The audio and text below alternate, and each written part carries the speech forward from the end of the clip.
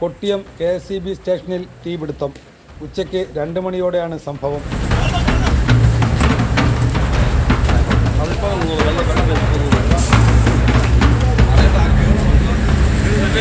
പുക ഉയരുന്നത് കണ്ട് ജീവനക്കാർ തീയണയ്ക്കാൻ ശ്രമിച്ചെങ്കിലും കഴിയാഞ്ഞതിനാൽ കൊല്ലത്തെ ഫയർഫോഴ്സിനെ വിവരമറിയിക്കുകയായിരുന്നു.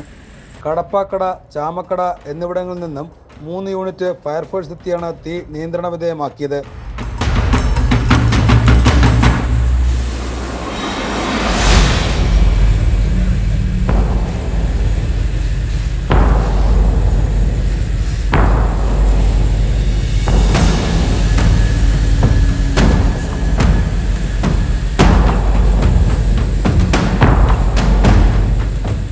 ഭൂമിക്കടിയിലൂടെ കറണ്ട് വലിക്കുന്ന HD കേബിൾ പൂർണ്ണമായും കത്തി നശിച്ചു.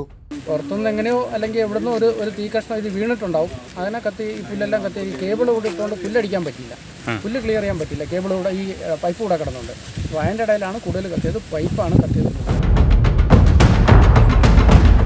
110 kV പ്രസരണശേഷിയുള്ള സബ്സ്റ്റേഷനിലാണ് തീപിടുത്തമുണ്ടായത്. കൊട്ടിയം പോലീസും സ്ഥലത്തെത്തി. ആളപായം ഒന്നും റിപ്പോർട്ട് ചെയ്തില്ല. തീപിടുത്തത്തിന്റെ കാരണവും വ്യക്തമല്ല.